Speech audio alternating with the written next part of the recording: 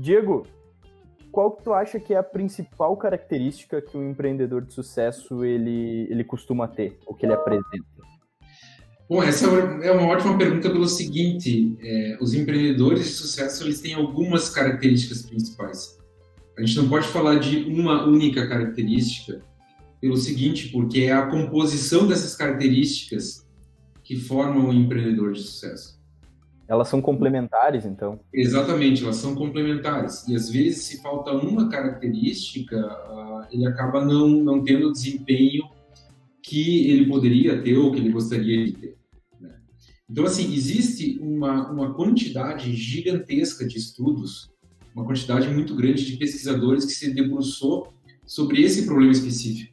Né? E a grande vontade era qual? Era encontrar uma espécie de teste que eu pudesse aplicar nas diferentes pessoas e entender, então, quem tem a maior probabilidade de ter mais sucesso no empreendedorismo e ao criar empresas e assim por diante. A maioria desses esforços fracassou. Não existe, então, assim, não existe uma fórmula mágica.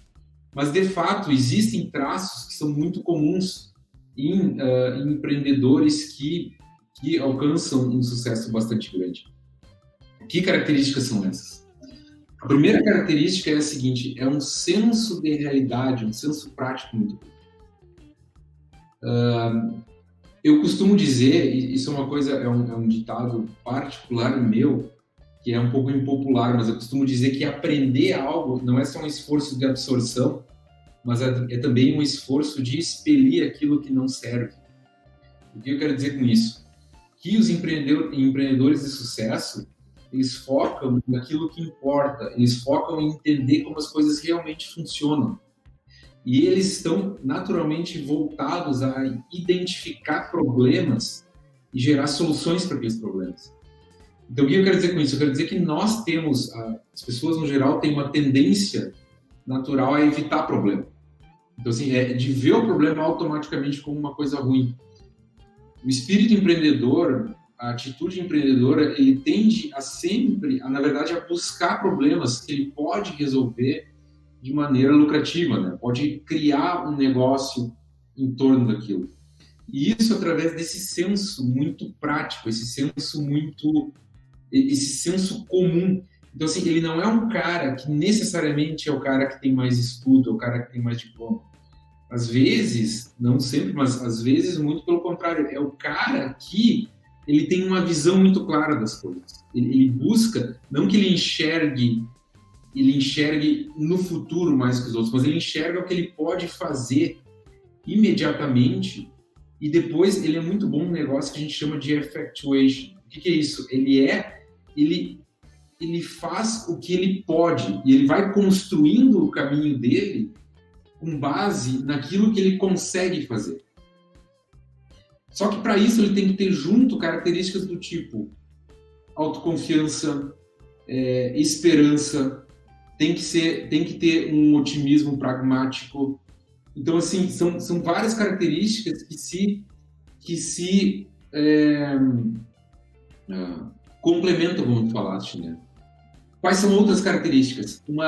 O que a gente chama de perfil empreendedor. Né? Tem muito estudo em cima disso, e esse perfil empreendedor ele foi muito bem identificado em cima de 3 fatores.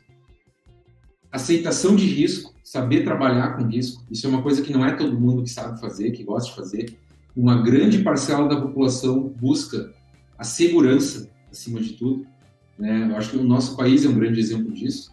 No outro dia ainda o Davidson me mostrava, né, que tem aí empresas ou pessoas que oferecem cursos para quem quer fazer concurso público e são negócios gigantescos, né? Porque o mercado é gigantesco no Brasil. E por que o mercado é gigantesco no Brasil? Porque uma minoria das pessoas que quer trabalhar com risco e que entende como trabalhar com risco. Então, é essa questão do lidar com o risco, depois proatividade e depois inovação. Vamos falar um pouquinho de proatividade. O que é proatividade?